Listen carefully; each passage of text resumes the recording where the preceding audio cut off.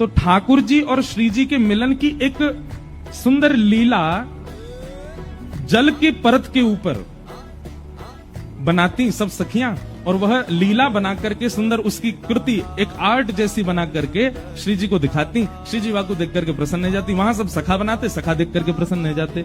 इस प्रकार सांझी उत्सव हुआ। फिर सांझी में और भी कथाएं आती हैं कि ठाकुर जी को पता चली कि श्री जी को सब सखियां सांझी बना के दिखाती हैं, तो एक दिन ठाकुर जी भी सखी बन के पहुंच गए और सखी बन के गए। और श्री जी के मन में जो चल रहा था, श्री जी ने अपने मन में विचार कर रखो कि आज अगर श्याम सुंदर मिलते तो उनसे ऐसे मिलती, उनसे वह कुंड पे मिलती, वह सरोवर पे मिलती, ऐसी पोशाक पहन के जाती, ये पूछती, ये बताती।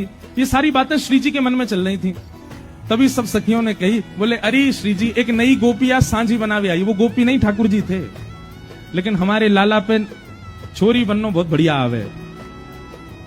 हमारे लाला पे कछु आवे चाहे नहीं आवे, लेकिन लाली बननो बहुत जोर को आवे।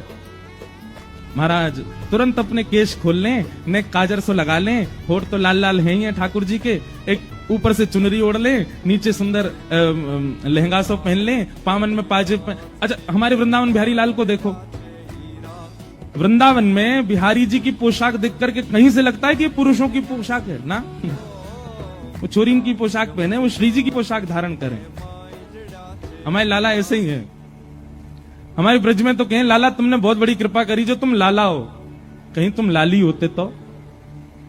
हे कृष्ण लला तुम होते लली तो गरे कट जाते करोड़न के।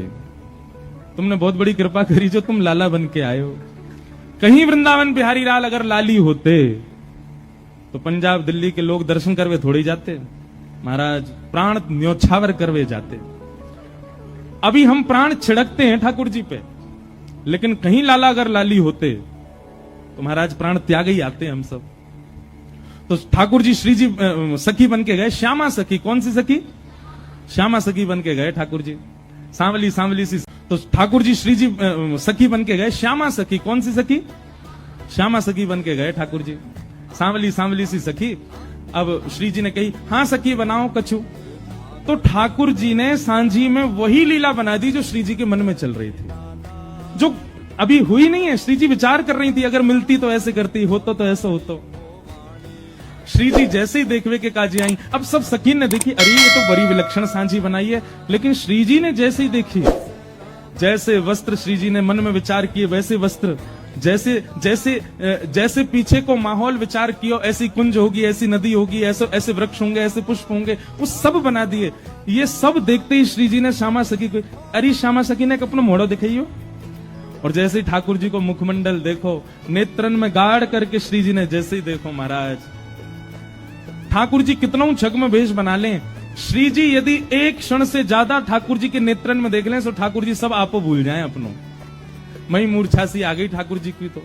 आहा, जब देखी वृषभानु जाहि विच उठी हूक, वंशी रह गई हाथ में फिर न लागी फूंक। इसीलिए हमारे वृंदावन में बहुत सारे कारण हैं। उनमें एक कारण यह भी है कि बिहारी जी में, राधा वल्लभ जी में, राधा रमन जी में श्री जी जो हैं वो घूंघट करके कायकू बैठी हैं। अगर श्री जी ने घूंघट ऊपर कर लियो, अगर श्री जी ने घूंघट उघार लियो, तो लाला यो ना खड़ो रहेगो, यो खड़ो रहेगो, उनको ही देखते रहेगो। क्योंकि श्री जी कोई निहार ना ठाकुर जी का परम सुख है।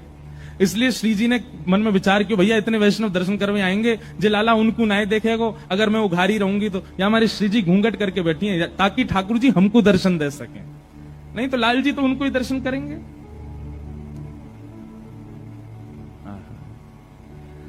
तो ऐसी सांझी, सांझी का मतलब चित्र के द्वारा श्री जी और प्रियतम के मिलन को सखियां बना